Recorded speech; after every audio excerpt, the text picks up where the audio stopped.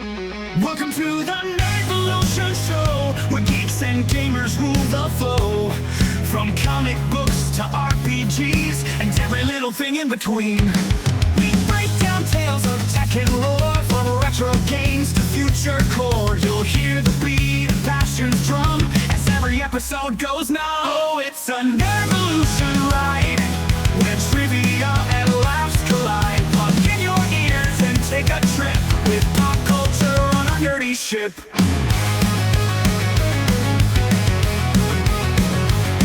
We break down tales of tech and lore, from retro games to future core. You'll hear the beat of passion's drum as every episode goes numb. Oh, it's a Nerdvolution ride, where trivia and laughs collide. Plug in your ears and take a trip with pop culture on a nerdy ship.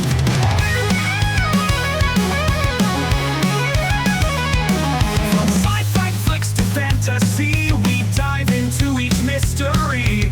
Dungeons crawl. Hi guys, welcome to the Nerdvolution podcast. I am your host Todd Lancaster with my co-host Drew Kirksky. And What's up, everyone? we have a very special guest coming on. Drew, are you excited? I'm very excited. Yet Alright. you have not told me who it is, which I don't You're know. scared. It sounds a little sus. A So, little sus. give me a second. But I am very excited. Supposedly he's been in both the MCU and the CW. Yes, and That is very exciting. give me one more second, because, well, he needs the link again. Technical difficulties. It's okay. Don't you just love it? They're not really technical difficulties, because, like I said, the special guest is a very, very special guest. And as you guys have noticed, I've gotten my hair cut. It feels a lot better. It looks a lot better, Thank you. Appreciate it. of course. But, so, Drew, do you want to take a few guesses on who our special guest is? I think I'd rather just be surprised. Fair enough, fair enough. But we had also another special guest that was going to be with us, as a third co-host. And that was going to be Flashbacks for Real, Mr. Nick Halter. But due to work, he could not make it, which is sad because, he's a huge Flash fan. We Exactly. know it. And I think this would have been one of the things that he would have loved to be on the podcast for. This would have been his kind of jam right here. Oh, yes. Drew By the way, never got to Todd, meet Nick yet. You want to tell everyone about our sponsor? Yes, thank you. So before we get started, we do have a sponsor. We have a lovely comic book shop that is also a kind of a Wiccan shop up here in Casper, Wyoming, up at our Eastridge Mall, called Spellbound. They are willing to sponsor us as long as we help them get, people to buy their products. And yeah, we may not get free comics. We may not get free, crystals, but they are willing to help us if we help them. So again, we are okay with everything, but as far as I know, they are such lovely people that they are willing to sponsor us. And hopefully, if we get a lot of views, we can get them involved even more. Eventually probably have them on the podcast and talk about them. Now, that would be fun, honestly. Yes. And so they are great and lovely people. And I think if anybody comes down to Casper, Wyoming, you should at least check them out. Yes, I agree.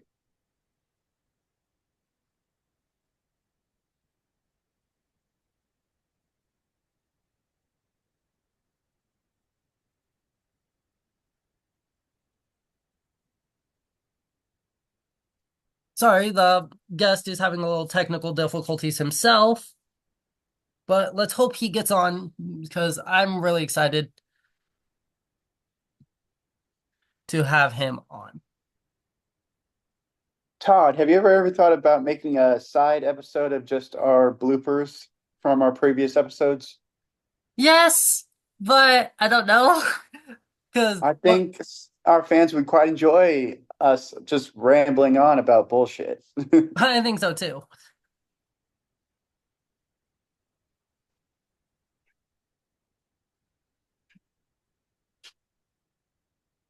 And guys, Comic-Con is just around the corner.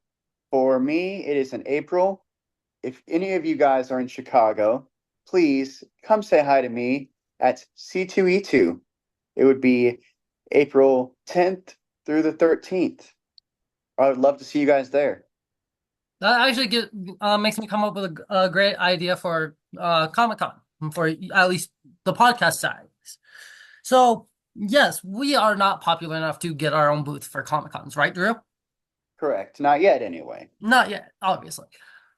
How would you like I know, you're gonna want to enjoy Comic-Con, yourself, but how would you like to do a little bit of interviews? Like how we see some people do interviews where like, okay, how much did it cost you to make your costume? Or what are you going as? Or, do little Q&As with, people and see if there's, any of our fans there, you know, see if they would like to talk, and then you send me the videos and I can make it as a not really a podcast episode, but a little podcast episode. Like a compilation. Yeah. I would love that. By the way, also, guys, if you guys could go down into the comments, please give me some suggestions for cosplay this year. I was thinking Human Torch from Deadpool, but I am up to more suggestions. So please give me some advice in the comments.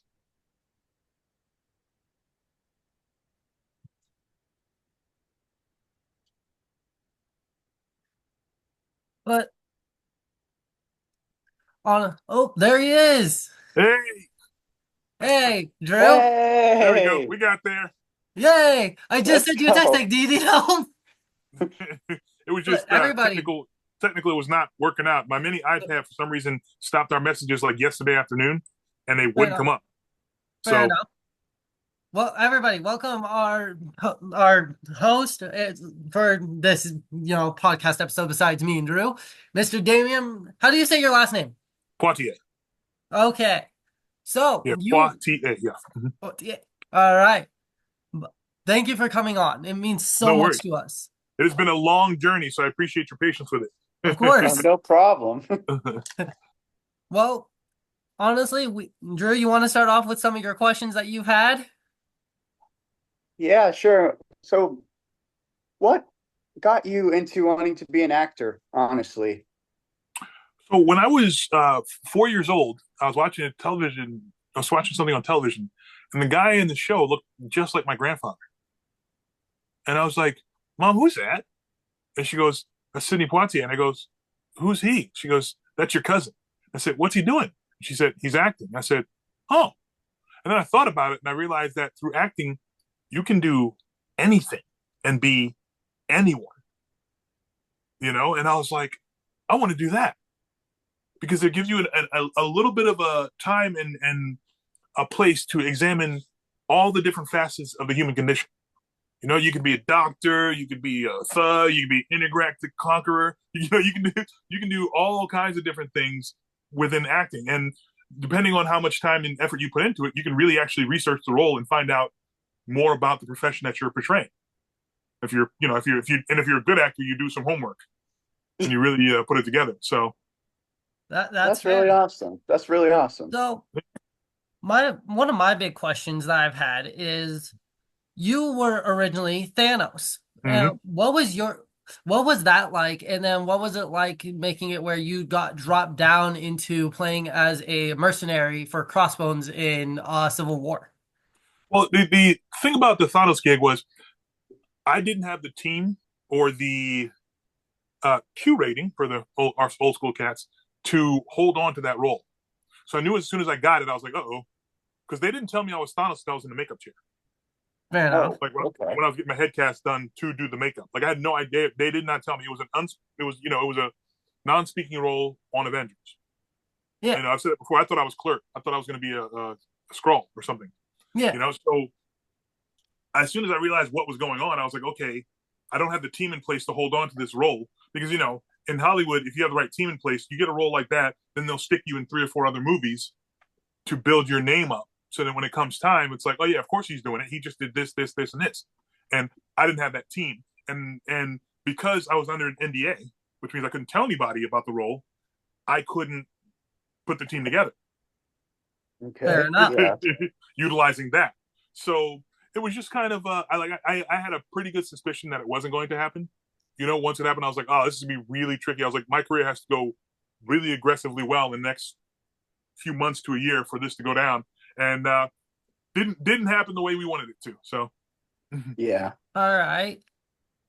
Like I like I was also, researching a bit about you, just because I want to be professional about it. There right, was some theories, and maybe you can confirm these. One person on Reddit, I don't remember who it was. Let me try to find it. Um, Basically, his name is Scar16, and he posted this about 5 years ago when it right, showed you as in your Thanos chair, then versus you like right underneath it, mm-hmm. basically playing right next to Crossbones, where it says sometimes, and the post was on Marvel Studios about 5 years ago, where it said, sometimes I wonder how Damion feels about getting demoted from Thanos to the Nameless Goon, which you explained. And right. Scar16 made a comment. He's like, the only reason he was temporary with Thanos is because he already been on set as Sam Jackson's stunt double.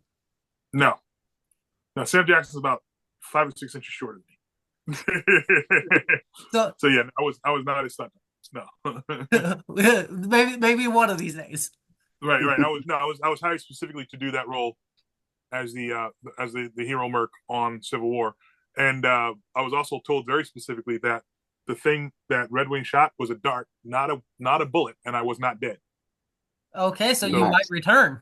It hasn't manifested in the last 10 years, so I'm not super hopeful about it.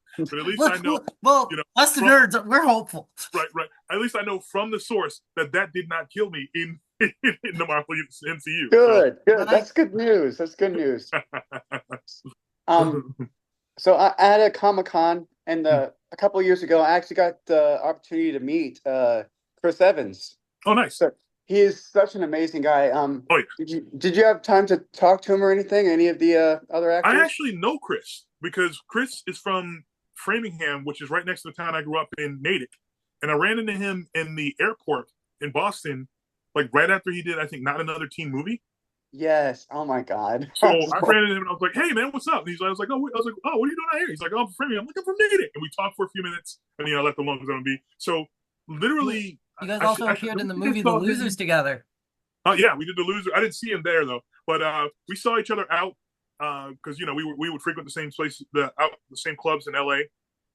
So he'd see me and he tapped me on the shoulder. Hey, what's up, man? And we saw each other. Obviously, we saw each other that day. And he was like, "What's going on, man?" I was like, "Hey, what's up?" And, so it's cool. So it's like I knew him, and I would always end up showing up. He always be like, "Hey, what's up?" So it's cool. Yeah, That's he's an cool. awesome dude though. He's a very That's cool guy. awesome. That's pretty cool. Mm-hmm. So, okay, you also played Goldface in Flash. Yeah. You want to explain what that was like? It was really cool because not often do I get the chance to speak and fight. Yeah. So they let me open up a lot more of the toolbox than had previously been able to do, and really showcase like the first episode. It was a big deal, and then the episode I did season 8, right after the pandemic. It was my first acting role after the pandemic. I was in 22 of the 41, 42 pages of script. I had lines on 22 pages, and I was like, Oh wow. yeah. So it was a big. They put a lot of faith in me to bring it. And like I said, we had just coming out of pandemic, so nobody was doing anything, and I was like, okay. Well, you All right. definitely crushed it. You definitely crushed it. I loved it. Yeah, that was a great set. Uh, I loved Grant. Great, great crew, great actors, everything. It was so much fun. did you That was- take anything from set? Where is it? I have a mug. A mug? You took a mug. You didn't take the Hey, chain? that's something. That's awesome. You didn't take the chain? No, I didn't take the chain. Oh, No, the thing to take would have been the jacket. Yes, the jacket that was a really jacket nice was jacket. amazing. But when since it was so early in the season, I didn't want to risk taking the jacket and then not coming back in season Fair. 9 because I had taken the jacket. Yeah. Otherwise, yeah, no, I'd take the Yeah. jacket. Drew, any So, other questions? um, what, what kind of mindset do you have to get into before you roll every day? Like when you got into the set, like did you just try to like clear your mind before you got into that character? It's really like every role is different. You know what I mean? Some of them are a lot easier to snap into others. So it's really, and everybody's got their process. And for me, usually once I find the character, it's pretty easy for me to switch in and out. Once I have like a Okay. good grasp of it, you know. And a lot of times, especially if I haven't played the character for a while, I'll go back and watch and see what some of the notes are. Mhm. You know, like Goldface always does the long pause, and then he does the okay yada yada. You know, he does that quick. You know, I'm really really menacing to everything's cool and I'm good. You know, Yes. that's a really characteristic, a really strong characteristic I built up in that character. So I made sure to bring that back, but you know, kind of see if I could evolve it a little bit and not have it be exactly the same as I did it last time. You know, so it's just you know, like I said, watching the previous performances to kind of just get yourself a okay, that's where it's at, and then mentally playing with where he is, what he's done, where he's gotten to at that time, and what's changed and how he would react. Fair Okay. enough. Yeah, that so would you ever consider ever going to like a Comic-Con or anything to like take pictures, sign I autographs, was at anything San like that? Diego. You were at the San Diego Con, Yeah, I okay. was in San Diego this year. So Oh, yeah, I had a good time. nice. Yeah, yep. I like cons. It's just a question of logistics. Okay. You know, it's getting logistical, and I'm well known in our like I'm like a lot of people know who I am in our little corner of it, but Yeah. I haven't been on anything really long enough. Like Flash, it was over what 4 seasons that I Yeah. did the 6 episodes. So I haven't Yes. had like that run that makes the the people who run the conventions go, oh yeah, no that guy. Like I've got everything spread out all over the place that looks good, but in terms of Yes. having a definitive run that can make that would automatically make them go, yeah, no, bring that guy. We haven't done that one yet. So we're still working Fair. on it. We'll get there because there's a lot of time, expense, and effort put into, as I found out at San Diego, going to a con. So you want to make sure you have the right lineup and you have everything, all your I's dotted, your T's crossed, that you know what you're getting into and what your expectations are of them and what their expectations are of you. Okay, Fair that enough. makes sense. Yeah, that Yeah. makes a lot of sense. That does. So you also did some mocap work and also did some voices for video games, such as Mm-hmm. Chains, Sergeant Johnson, and one of the aliens in Halo 2. You want to tell Uh, us about that? yeah. So for Halo, I didn't do the voice. I did the face and the motion capture of Sergeant Johnston and the Arbiter and most of the brutes and a lot of the names escape me right now. What are they called? The elites Yeah. and the heretic. All right. So I did so most because I was actually hired to do the monster movement for the Halo Master Chief Collection, and then the director looked at me and he goes, "You want to read for Sergeant Johnson?" And I was like, "Yeah." Read for Sergeant Johnson because that means there's one less person they have to bring in, and there's one more person that. So I read for Sergeant Johnson, and we did the role. The funniest thing is there's one fight where Sergeant Johnson actually fights the Arbiter, and So you're so basically I had to fighting do yourself. I had to do both sides of that fight, and then we hired another guy that was a lot smaller than me to play Sergeant Johnson for the scene where he gets thrown. But I had to do we did both sides of that fight, so that was really funny to see myself beat up myself. That is awesome. The enemy of my enemy is my friend, but yet one of my Yeah, enemies is my own it self. himself.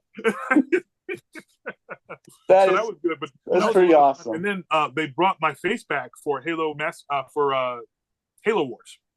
Yeah. Halo Wars 2, they used my face for that, which was very cool. That's And very then cool. yep, and then there's been some other talk about Atriox. Yes. I was the Yes. primary motion capture performer for Atriox. Oh, nice. That Yeah. is yeah. Yeah, and I was this close to getting the voice. This close? Mm. This close. Yeah, they ended up going with the guy who did Bender on Futurama? yeah, Futurama. He John ended up doing the voice, John but yeah, I was DiMaggio? Yep. Joe DiMaggio ended up doing it, but I was that close, man. And That's cool, though. That's that was good cool. times. And then Payday was a wild ride because I was working with the guy who played Bane, Digger Mensch. Yes. Yeah. Working with Digger on another project called 88, and we were doing our post out of Damian Lichtenstein's office. So I was in and out of his office, and he saw me one day. So I go to uh, Damien's place, and Digger's like, "Hey man, come by Damien's." I'm like, "All right, cool." So I go by, and he's like, "Hey, what's up?" I see a bunch of people sitting around. Everybody's got papers in their hand. I'm like, "Oh, they're running an audition, cool." And he's like, "Hey, what's up?" I'm like, "Nothing." I was like, "What are we doing?" He's like, "Oh, go talk to Damien." And I'm like, "Oh, okay." So I walk upstairs, camera in my face. He hands me a script, says read. I'm like, so I'm like, Wow. okay. Put you So on the spot. So I do the audition, right? And he goes, okay. And then we have a whole conversation or anything like that. And he goes, all right, cool, thanks. And I walk out of there. I'm like, and the Payday masks have been sitting in his office like every time I went in there. And Damien's like, oh yeah. And Digger's like, oh yeah, I just put you in to play one of the 4 leads on that web series. They're doing a web series for the original video game that's going to lead to the second game. And I was like, oh, okay, cool, thanks, man. Thinking nothing of it. Yeah, sweet. So we do the web series, and it's like it's a pretty low budget, but hey, let's go play. You know what I mean? Let's get in there. So we do the whole web series, and then after we did the web series, the team from Sweden came by, and they were like, and Damien's like, hey, you want to try doing the voice of the character too for the game? And I'm like, yeah, why not? It'd be great to be able to do the face and the voice. So I went in the booth, knocked out some lines, and they were like, yeah, no, you're doing the voice now. Nice. And that went on for 10 years. Oh wow. Honestly, I actually am playing Payday 2 right now, so yeah, it was 10. It was a 10-year gig that was off of a hey, go upstairs and talk to Damian.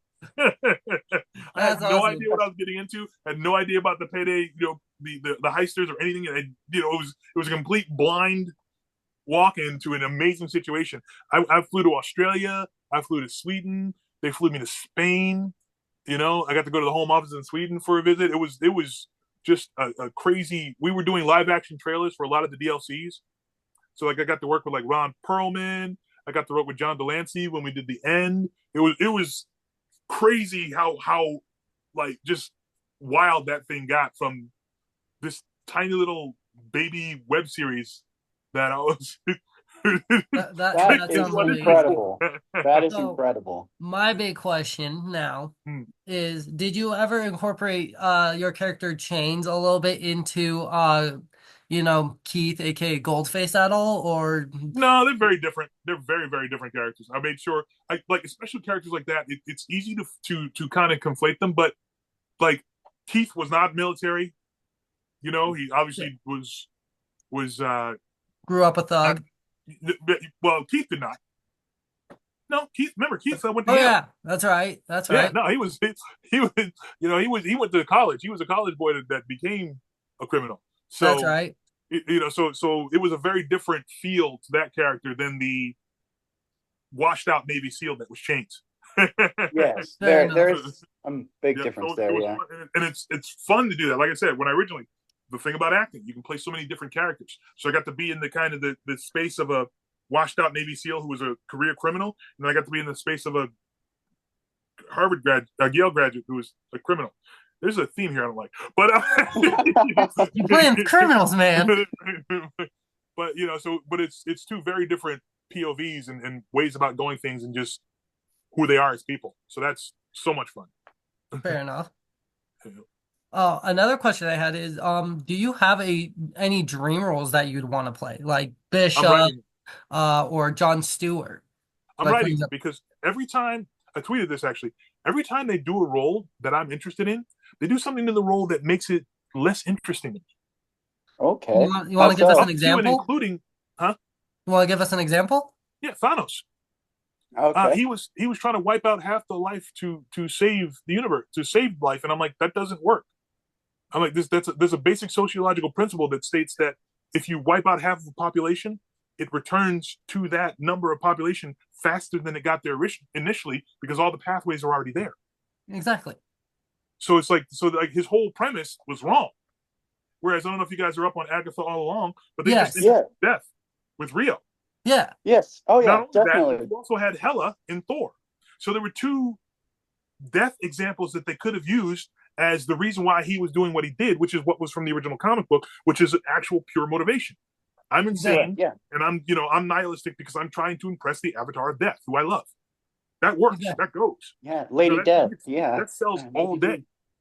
The other one doesn't. And then a lot of people have been saying Jon Stewart. Jon Stewart is being brought in under The wow. Lantern series. Yeah, in the Lantern series, why am I blanking on his? Hal Jordan. Thank you. Wow. And Jon Stewart was actually before Hal Jordan, actually. No, Correct. Actually, no. no. It was Hal. Hal Hal Jordan came out way before Jon Stewart drew. Yeah. Well, first it was Alan.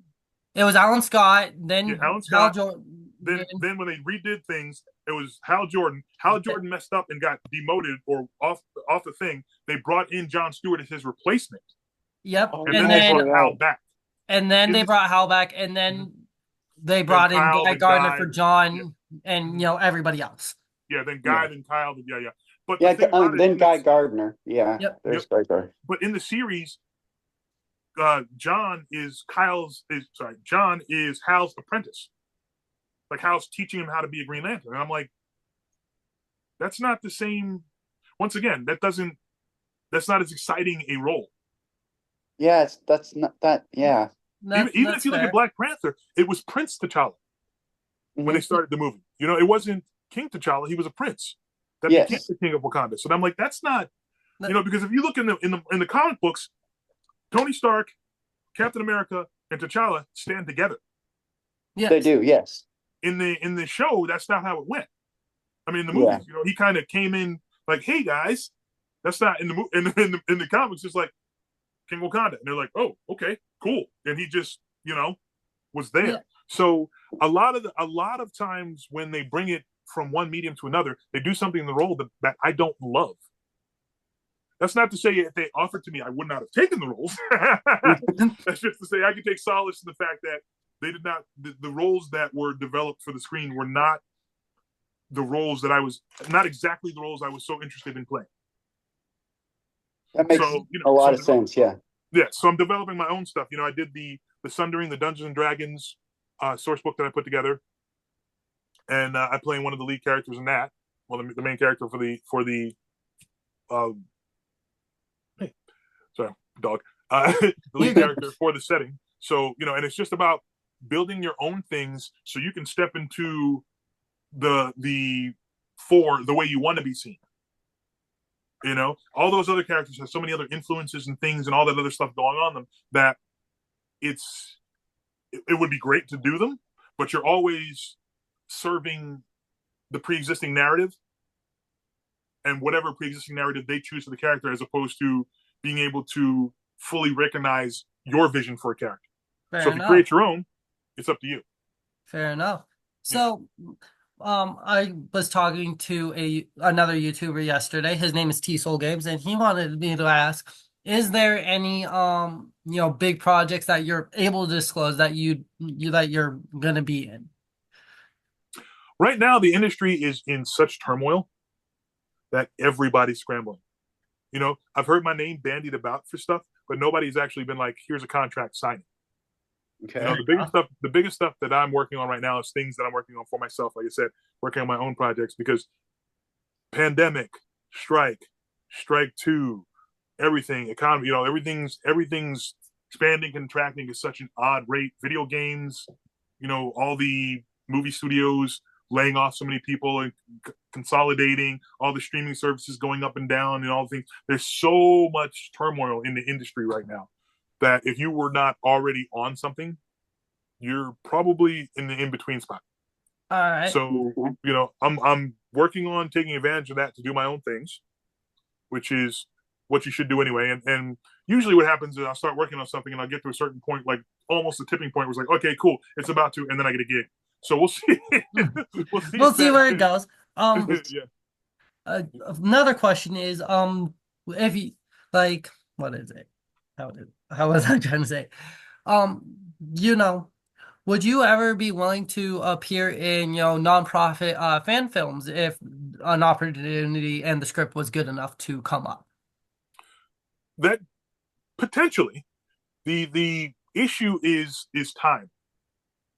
Because I have to take time. If there's no compensation, that means I have to take time away from all the stuff I'm doing and all the things I'm putting away to realize somebody else's vision. So unless it was something, again, that really, really lined up with something I felt like I wanted to do, to portray, yeah, I got so many other things that I'm responsible for dealing with and putting together my own that it would be tricky at this point to work the timing out for something like that. Yeah, that totally makes sense. Yeah. It's you got to figure out how to make it make sense with the schedule and where is it shooting? How much do they need me? How much is involved and what am I doing? How much influence do I have on the script? Is it something that I really enjoy? Is it something that I'm like, okay, this is great if we do this? What's going to happen? Do I get along with the crew? Where do I feel like it's going to go? Fair enough. There's a lot of factors in picking any project. I've actually had some projects come across my desk that I wasn't particularly interested in. I was like, I was willing to entertain the job if it came to me, but in terms of being excited about it or things like that, I'm like, this, sometimes it's just a job. Yeah, that's fair. Do you have any advice for any aspiring actors and directors? 100%. Shoot. Everybody says it. It's the thing. Shoot. Start shooting. Start building. Especially with everything going on in the industry right now, it's a climate of they're commodifying. They're not creating. They're not investing. They're commodifying. If you don't have a vested someone who knows who you are, who's helping you, if you don't have a mentor already and someone who's like, or a family member or something in the industry, if you don't have a nepotistic situation, they're not trying to discover you. They want to find you and say, wow, look at all the cool stuff this guy has done. We should put him in this. So whatever it is you're trying to do, you have to start doing it. However you can, whatever you can do. There are so many more tools available for the entrepreneurial filmmaker than there were when I got started. And I mean, I should be taking more advantage of them. And anybody who's coming up right now should absolutely be taking advantage of them. But you can shoot a movie on your phone now. Yes. You can buy a green screen and put something in the background that's, I have a pop-up green screen for stuff I've done. You can buy a pop-up green screen. So there's no reason why you can't do it yourself. And just because you shoot it doesn't mean you have to release it. True. Shoot it to find out where you are. I've done things where I'm like, okay, I want to try that because I want to see where I am right now in terms of what am I doing versus what I want to do. Is my performance level where I want it to be? Is my concept of who I am as a performer what I want it to be? So exploratory stuff like that is incredibly valuable for someone. Just work as much as you can. When you have time, get some friends together. You can't find friends, play both roles, put on a mask, whatever it is, shoot it. All right. Shoot it, work it. And if it's anything like what you want it to be, put it out. Start building your channel, start building your fan base, network, work with other people that want to, there's so many people that want to be involved in it right now. And there's more than likely a good amount of people in your area that are interested, but don't know what to do. Get in there, network.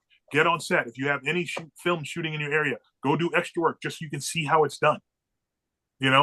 Sit there, be quiet, listen, watch. Don't be annoying. Someone gives you an opportunity, be as humble as you can in taking it. But, just kind of, okay, cool. That was cool. All right, I'll do this. What do you need me to do? And my most important thing that I always say is be aware of what you offer when you ask. All right. People ask for something. You want to ask somebody to do something. What can you offer them that makes it more enticing for them to do it? Or that makes it personal or that makes it interesting? Whenever I meet someone that I really admire, I try to, take a moment to tell them why I admire them. I met Ari Salvatore, who wrote the Drizzt Do'Urden series. Yes. Yeah. Favorite author. I met him and I told him about how it felt to read Drizzt when I was growing up, being, one of the only people of color in a small town where everybody else didn't look like me, and quite a few people had a preconceived notion of who I was. So reading the Drizzt books helped me kind of parse through that because I was reading about a character who was overcoming a very similar situation. And so every time I see RA, he's like, Damion, what's up? I have his email address. We've dropped emails a few times. I don't bother him because I don't have much to offer him. But I now have a personal relationship with someone who has done something that has had a great influence on me. When I met names are escaping me today, gentlemen, I apologize. You're good. Give me a second here. It's on my wall, so I'll be able to find it and say Robert Kirkman. When I went Robert Kirkman, a close friend of mine was had gotten involved in some bad stuff, and he started reading The Walking Dead, and it pulled him out of it and back into who he was before because of his experience with getting back into a comic book and getting back into a narrative story. So when I met Robert, I told him that. Every time I see Robert, hey man, hey, what's up? You know what I mean? So if you can personalize yourself to people you admire, it makes it a different situation. David Boreanaz, I was working on Angel as a stunt double. I watched the show for years and years and years before I was on it. I'm sitting next to David, and he's number one on the call sheet. He's a very, he's got to be in a space. So you don't want to be obtrusive with him. And when someone has been in a position for a while, it can be very disruptive to have someone you don't know impinge on your space. Yes. And that can cause a reaction. So you want to try to avoid that. I was sitting there and I noticed he had Japanese characters on his wrist. And so we're just kind of sitting there, and it was a quiet moment. Nobody's doing anything, whatever. I said, what are your kanjis? And he goes, and I go, your kanji symbols, what are they? And he looked at and he's like, we had a whole conversation. Every time I saw David, hey, Damion, what's going on? So it's about making yourself a person to them and showing them that they're a person to you.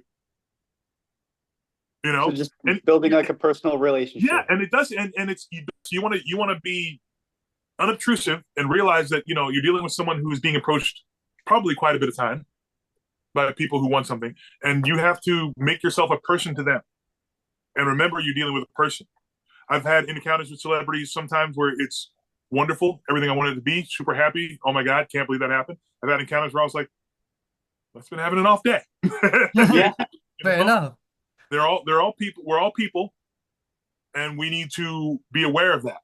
And when we're interacting with each other, so. But very, very much come figure out what you offer. Okay.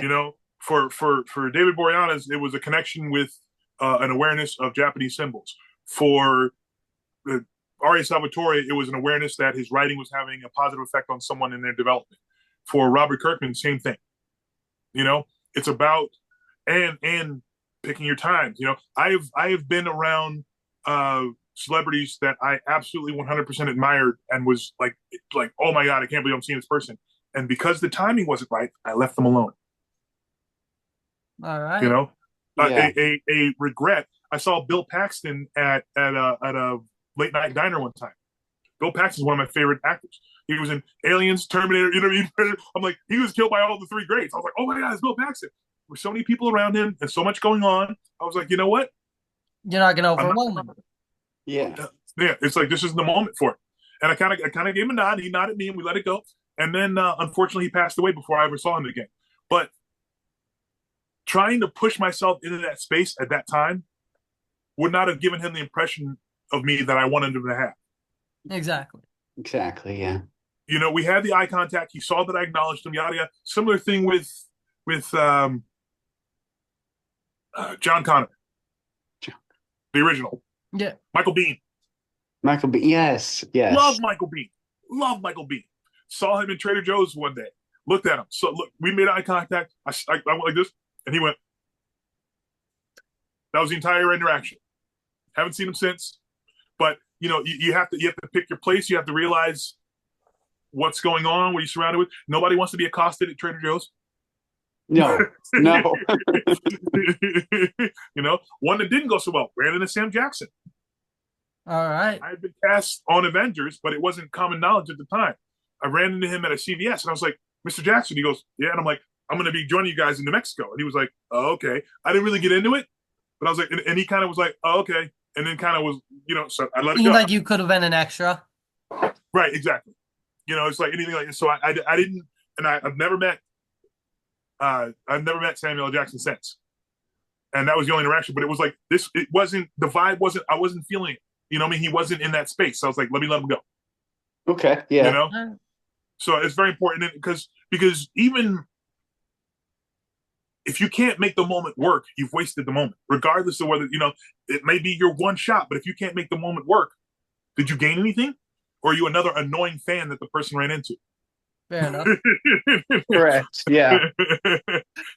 Because that's kind of what I feel like I pulled with Sam. I feel like I was one of the, he's like, all right, cool, man. Yeah, okay, bye.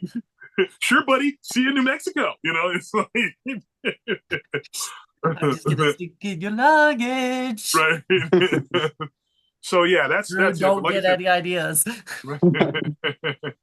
but you definitely want to build your brand so that they're commodifying you, not trying to create you. Fair enough. Correct. Yeah. Yep. All right. Drew, do you have any other questions? So if you had just big life advice for anyone who's watching right now, what would you tell them, honestly? We're in a very interesting time right now. There are lots of things shifting and lots of things moving in ways that some people expected and some people did not.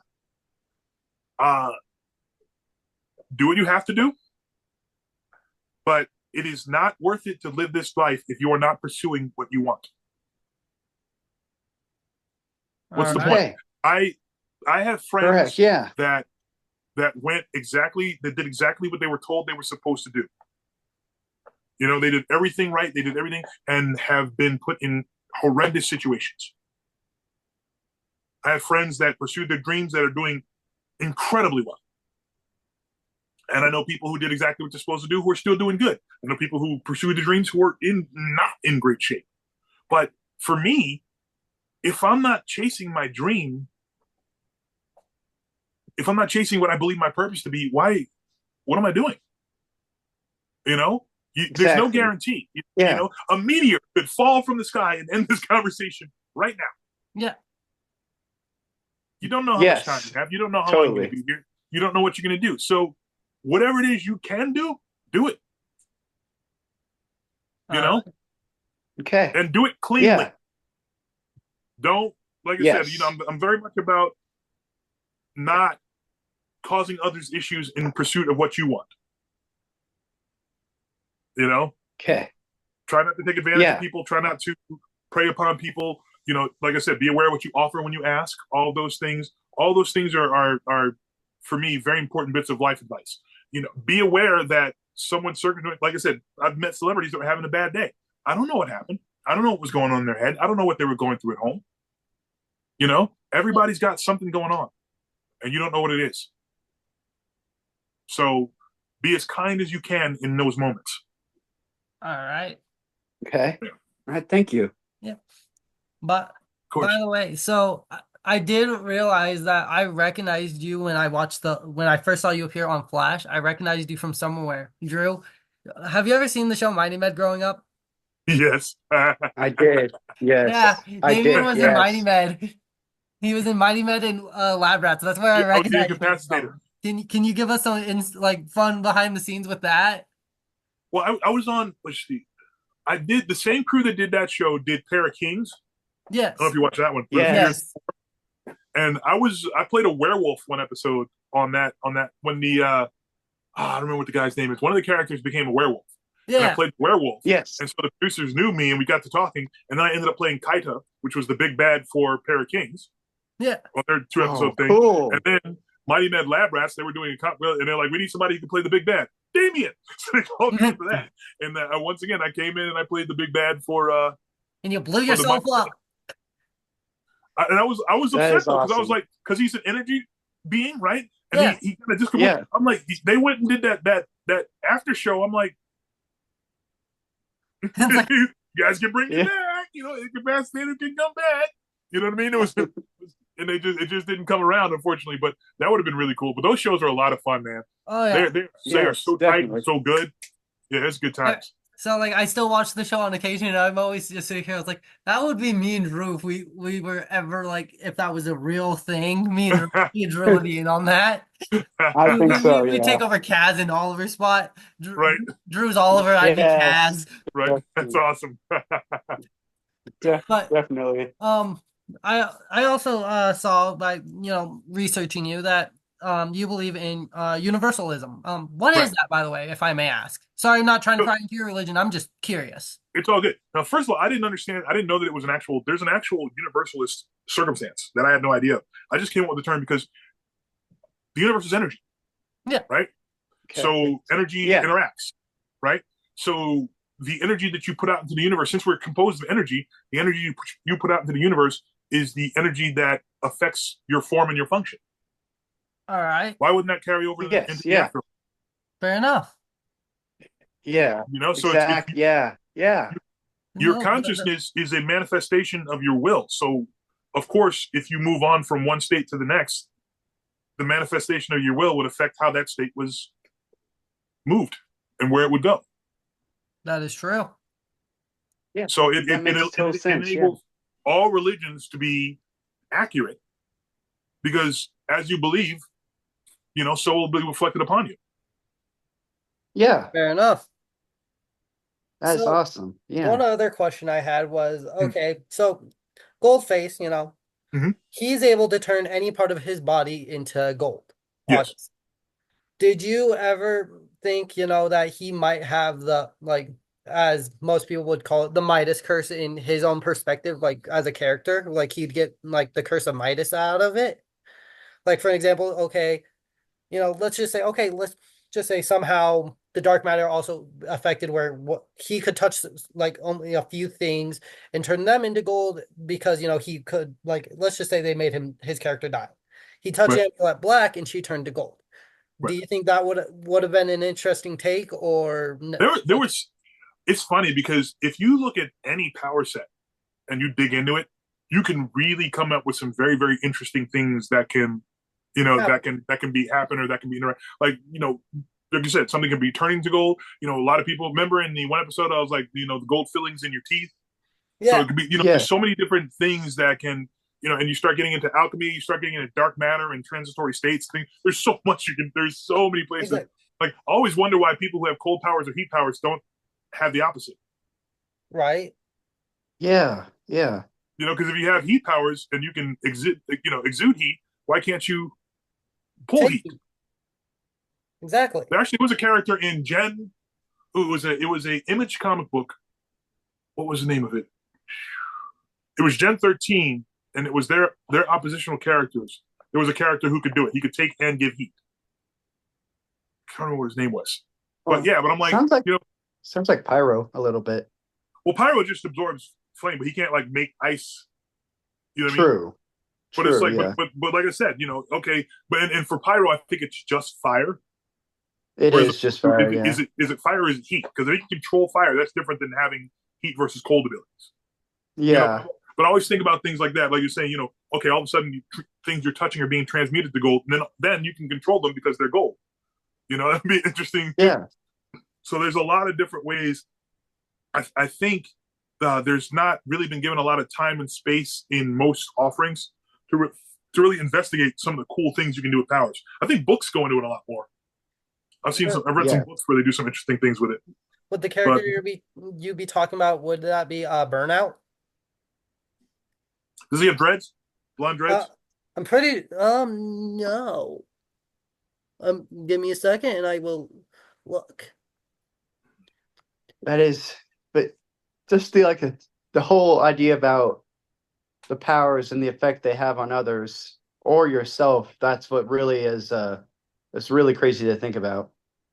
Yeah, there's so many places, there's so many things, places you can go, and things you can do, and we don't often see them explored in the visual medium. We see them in comic books and in books, yes, but in the visual medium, you don't. Mm-hmm. Hold on. Who was that guy? Who was the enemy of Gen 13? It was in the original run. Oh, he's the enemy. Yeah, he's one of the. there was a group that they were against. Yeah. Enemies. Not Damonites. I think it was Threshold. Was it Threshold? That's what I'm getting. Yeah. Pretty sure it was Threshold. Okay. Yeah. Wait, let me see. Is that the guy? Wait, no, no, no, no, no, no. That's not him. What's his powers? Abilities, abilities. Oh, wait, here we go. Nope, nope. It's not Threshold. Hold on. Who was it?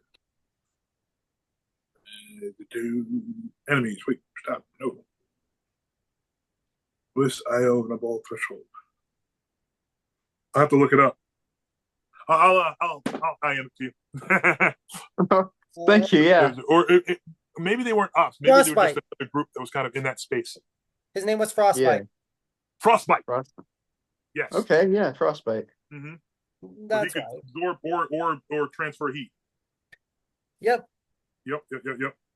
But he's got blonde dreads, right? Yep. Yeah, that's the guy. But it's like it's interesting. Like, why don't they do? It'd be interesting to see that explored more. Yeah. Yep. Fair enough. Mm-hmm. So good question. So like the one thing. Oh, sorry for interrupting. Go ahead, Drew. But like the whole thing about exploring the powers more and how we Mm-hmm. don't really see that, and like we only see it in like the comic books and everything. Mm-hmm. The one thing I feel like they did really well with is off topic, but like the whole thing about Smallville was him learning his powers each and every season. I feel like they did that really well that way. I had to stop watching Smallville. You stopped? You did? You can't have if it's the story of Superman and it's supposed to be the Superman you end up knowing about. You cannot have him encountering people that he encounters when he becomes Superman. Correct. I will agree. Like the whole Doomsday thing. If it's an alt reality and this is the a telling of Superman, fine. But they said this is the telling of Superman. Yeah. I can't do it with the telling. I can do it with a telling, but not with the telling. If it's supposed to be definitive, I can't do it. Fair enough. I would. Yeah, definitely. You know, so I kind of fell off of that after I did watch a few seasons, and I go back every once in a while and watch an episode. But they just lost me with the. And it was a few seasons before he actually started encountering people he knew from like Metropolis and other heroes. But as soon as they started bringing in other heroes, I was like, honestly, like where I used to watch the show growing up, when I was like 4 or 5 years old with my dad. Quit watching it until I was about like 13 again, and now I own almost every season, which nice. Which is funny because the show premiered like 2 days after I was born. Oh wow! Yeah, that is crazy, very crazy. How I found that out is because I listened to Michael Rosenbaum's and Tom Welling's Talkville podcast. And during the first episode, they literally said that, they started filming, before everything. Like, think about it. Like, the premiere episode's always filmed before everything else. Right, the pilot, yep. Mm-hmm. Yep, and so the pilot premiered October 19th, 2001. I was born 2 days before that. Wow. So, that's my dad's joke. I was born to watch Smallville. There you go. So, but like I agree with Drew, like the developing powers and understanding the powers, throughout the seasons, that's cool. And Flash somewhat did similar. Yeah, they did some movement with that. But I kind of I originally quit watching around season 4 the first time because of the fact that he didn't meet Lois Lane until he was officially an adult. Instead of making it where he's a high school senior who has the hots for just some military brat that shows up. Yeah, exactly. I can't. Like I said, a telling, fine. The telling, go knock it out. Do whatever you want. If it's a what if or an Elseworlds, I'm all in. I'm very interested to see what you're doing. The telling, it's even confused me growing up because I always knew, Lex Luthor and Superman as enemies. I never understood why they made the story where they are best friends. In Superboy, when they started doing some early stuff with him, they actually it is common canon that they were friends first. Yeah. Oh, really? Yeah. Okay. And that it was Clark's fault that he lost his hair. Yes, and they really That's common. And they also have it where there is canonized where Oliver Queen, Lex Luthor and Thomas Elliot and Lex Luthor all went to the same school. Yep. They would say like boarding school. Yep. Yep. That And is very interesting. I didn't know that. Which is funny because Oliver bullied Lex, and yet Bruce and Thomas, yeah, they'd keep the to themselves, but they'd also bully Oliver. Right. Yeah. There's some fun Which interactions that can be put together when you have such a huge universe. yeah. Which the funny thing is, I keep pointing out to Drew. Okay, you're part of the universe, so I'm gonna. I hope you're gonna find this funny. Oliver Queen is the brother-in-law to Bruce Wayne. Well, think about it. Yeah. So Bruce married two league rules. Bruce married Talia and had Damian. So therefore, what did Oliver do? He married Nissa, and yes, he doesn't have any kids with Nissa, but that makes him Damian's But, uncle. uh-huh. Which Well, pointed out technically, to yes. Drew, Yeah. like with the Kingdom Come storyline, it gets a little weird because Bruce and Talia still have a son, but he was Right. still raised by the League instead of by Batman. Growing Mhm. up. Well, that was before Damien was created. Oh yeah, Yeah. Yeah. but it's still technically Damian. Right. And he goes by his Arabic name that they call him. I don't know Arabic. It's hard for me to say it. Right. But he marries a character named Mari Grayson, which is Starfire and Dick Grayson's daughter. Yep. He marries his own niece. That Yeah. is so weird to think about. But it's the Kingdom Come storyline. Well, there's a Yes. lot of those dynasties Yes. had a lot of intermingling. Exactly.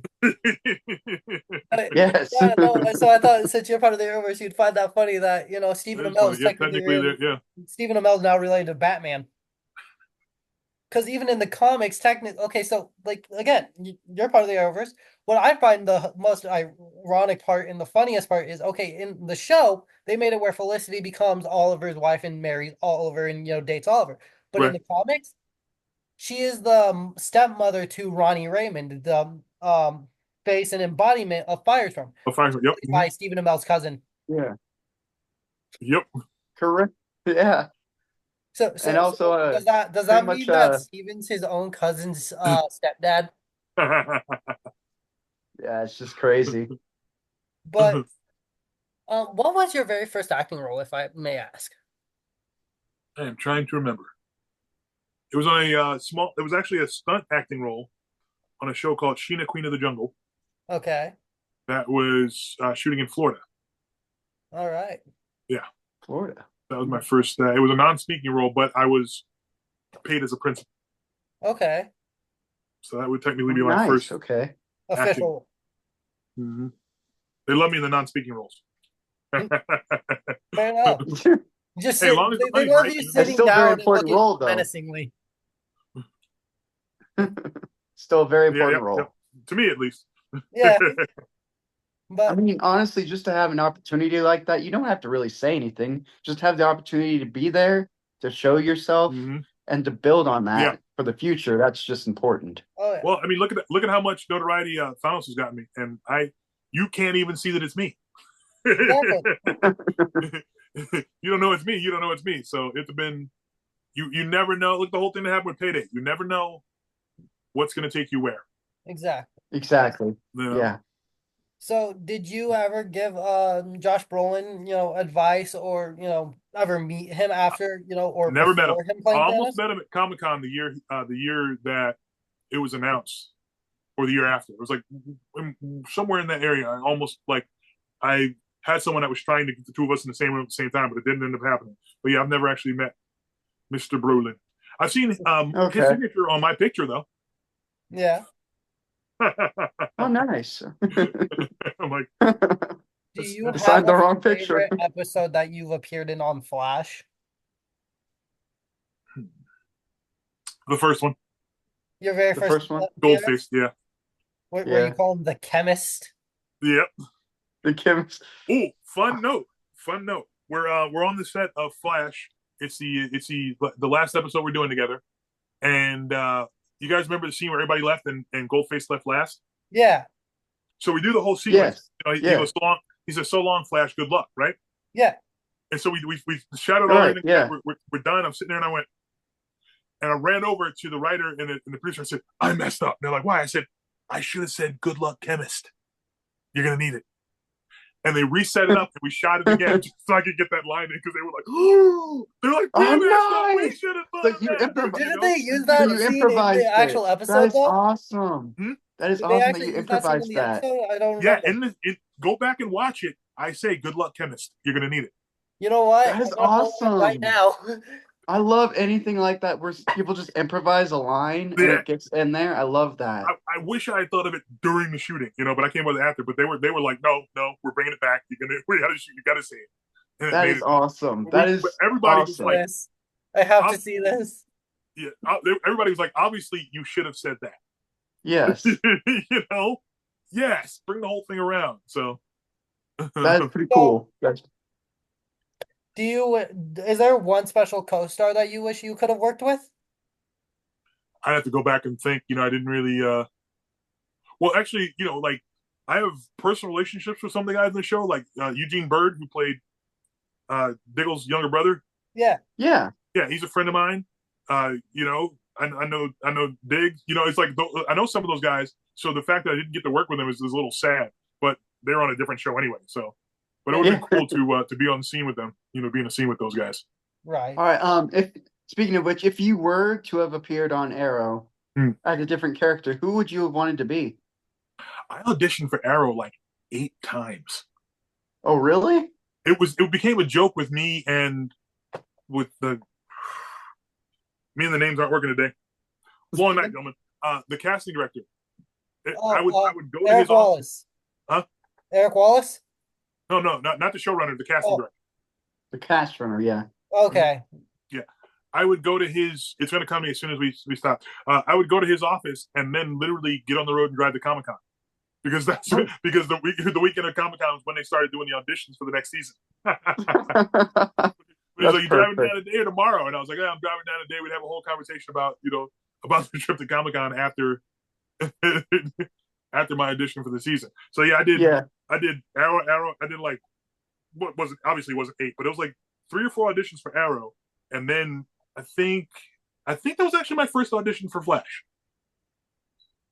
When I I think you ended up with the good show. So oh yeah, no, I was very happy with my Flash.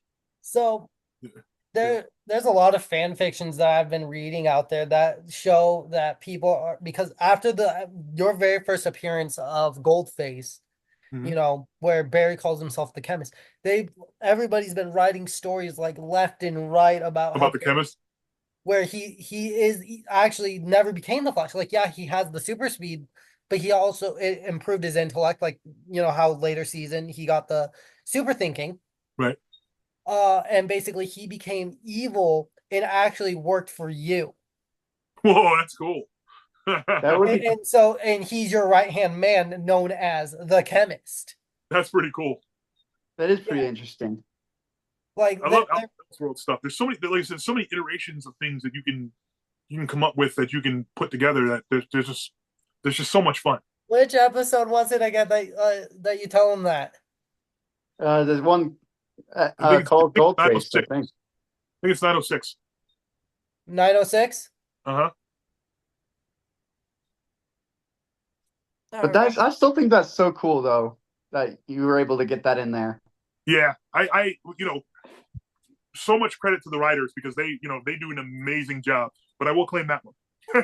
Well, as you should. That's yes, like you should be very proud of them. Yeah. That's one thing I will claim that was mine. I was like, oh, that's still awesome.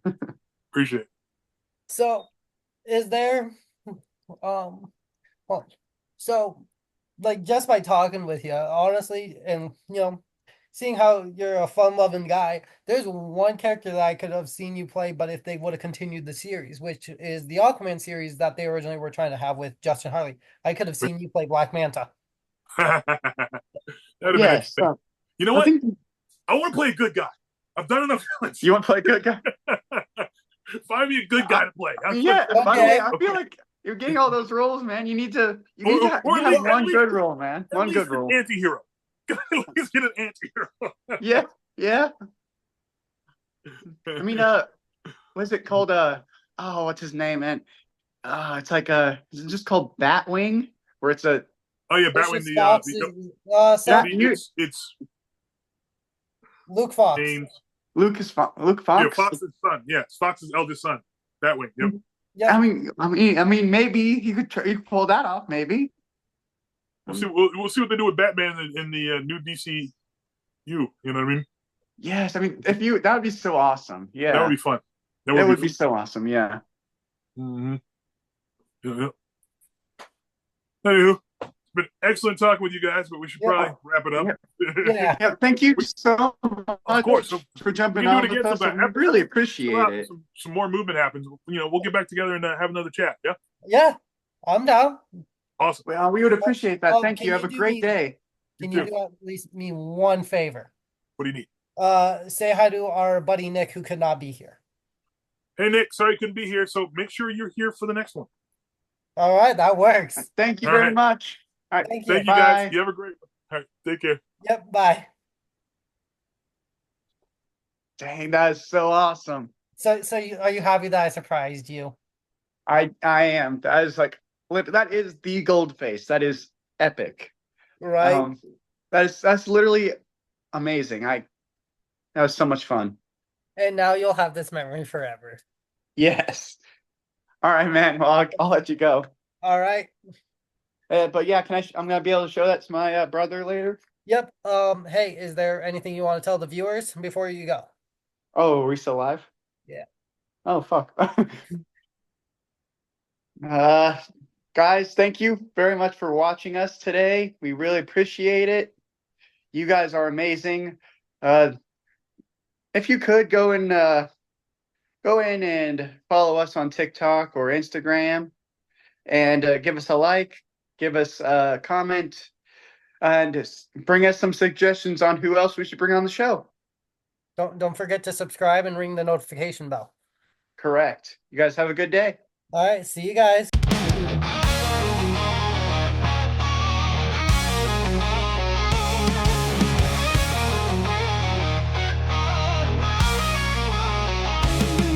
The light goes dark, the episode's done, but the nerdy vibes have just begun. We dissected plots and characters too, from Marvel to DC and all we love true.